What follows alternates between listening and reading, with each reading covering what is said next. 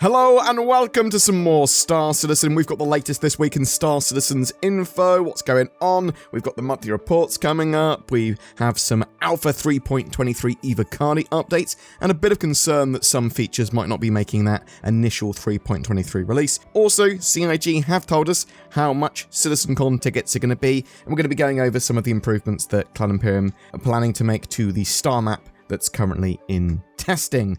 So let's start with this week in Star Citizen. Last week, we released a big info drop on CitizenCon 2954, the biggest celebration of all things Star Citizen and you, the community. This two-day event will be taking place in the heart of Manchester, United Kingdom, at Manchester Central from Saturday the 19th of October to Sunday the 20th of October. This year's event is one you will not want to miss, so get the skinny on securing your tickets, volunteering opportunities, community booths, the cosplay contest, and the exclusive CitizenCon Gala happening on Friday the 18th of October. We've included a nifty guide to Manchester to help you plan your trip to this dynamic city. Most importantly, we published a detailed FAQ to best prepare you for the big event, including information on what to expect, general show, opening, closing, prices, and more. So we do know how much tickets will cost now. So general admission, the standard tickets are $250 or around £200. Pretty expensive, but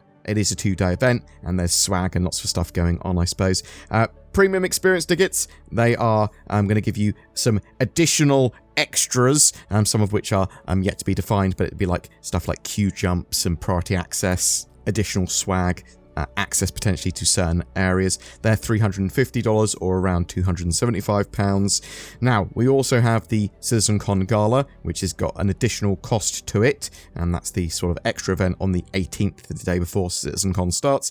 I expect that to be very expensive. I'm expecting it to be between $500 and $1,000 sort of thing, because I think it is going to be potentially a meal or whatever, but probably a sort of office tour, probably a meet and greet with sort of celebrities that appear in Squadron 42, that sort of thing. Hopefully that'll be at the much lower end of my price estimate, but the tickets are going to be extremely limited for that, and tickets go on sale for general admission and premium experience for CitizenCon on the 11th of April, but that's just for concierge and subscribers, and then on the 12th tickets go on general sale. So they did also confirm that CitizenCon on the 19th and 20th, the event there, will be entirely free to watch, both live and as a video on demand once it's actually been made into one. But yeah, no digital tickets are being sold, if you see what I mean. The event is free to watch online. Really interested to know, do you think those tickets are far too expensive? Are they reasonable for what they're trying to show? Won't we know until we actually see the show. I suppose you get the digital goods pack as well, and obviously you get some free swag and loot. I say free, you've effectively paid for any physical swag.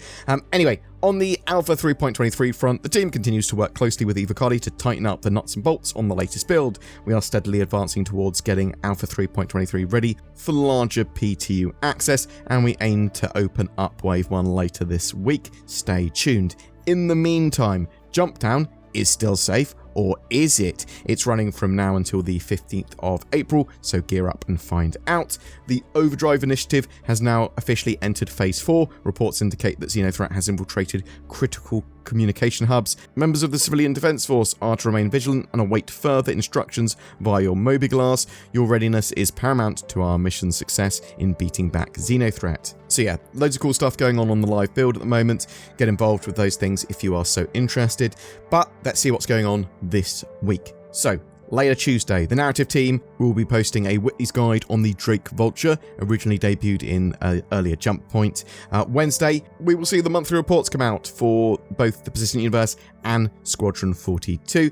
Really looking forward to that. There's a huge amount of development information that they seed into those documents. On Thursday, Inside Star Citizen, we will catch up with the devs that worked on the Overdrive initiative and have a forward look at Xenothreat updates. So we're getting this sort of Xenothreat update with 3.23. That's what the Overdrive initiative is building up to, that sort of big Xenothreat event, but with loads of extras and bits and bobs, and brought up to modern, gold standard, I suppose.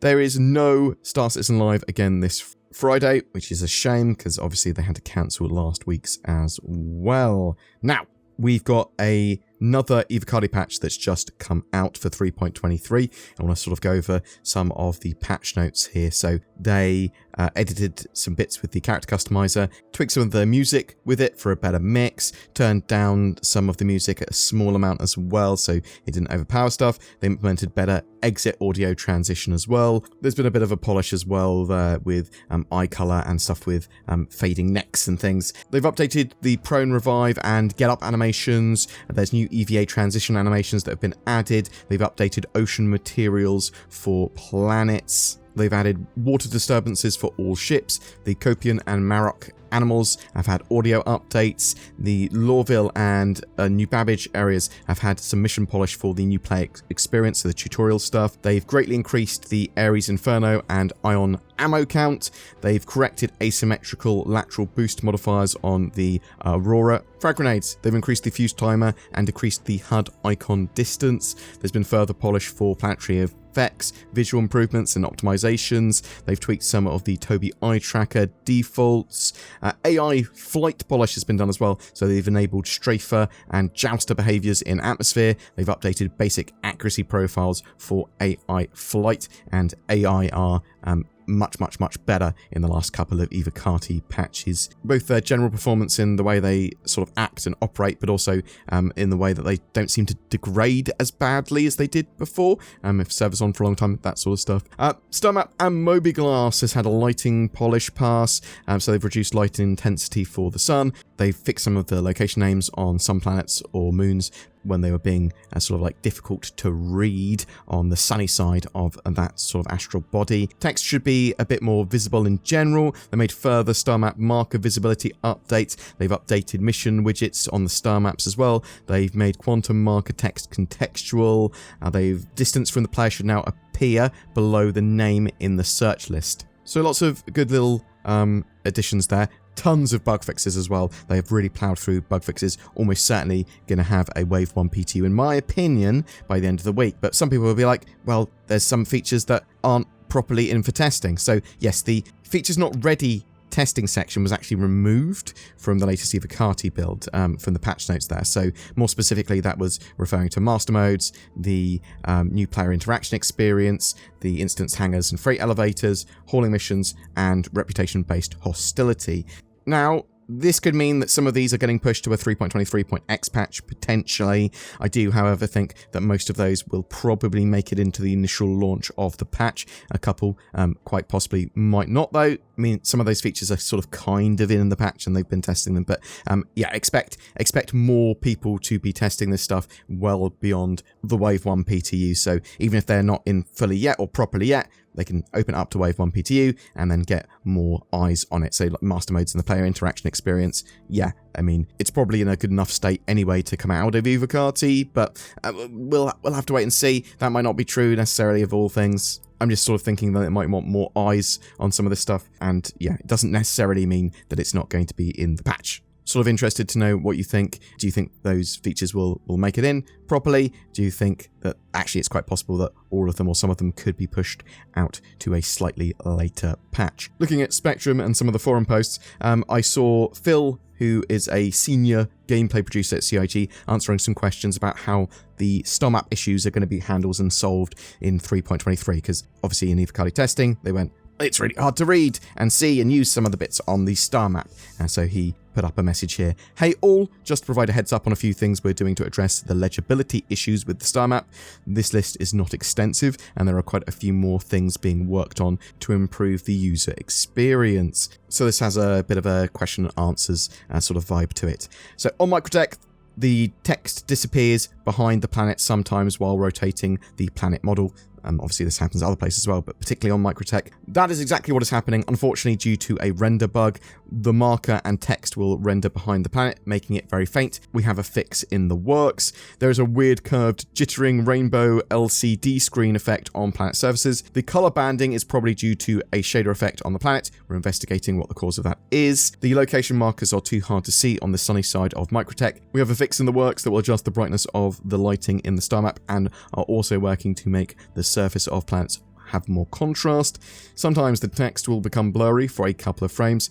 We have a tentative fix in the works for this. The auto brightness adjustment when leaving mobiGlas after looking at Microtech's sunny side view for a while takes a long time for the brightness to then adjust. The eye adaptation kicks in due to the relative brightness of Microtech compared to the rest of the screen when you zoom in, adjusting the brightness of the lighting, the shader of the planet, and tweaking the camera settings when the mobiGlas or star map open are currently in the works to sort of be improved, so that they're going to be improving that behavior. Rest assured, we're aware of those issues and are actively working to fix them. Please keep the feedback and the issue cancel reports coming if you find other issues that affect the functionality or the user experience of the star map. Also, interestingly, the sort of new Star Citizen launcher has been opened up to more testers. This is a better looking launcher. Assumedly, it's going to be used for Squadron 42 as well.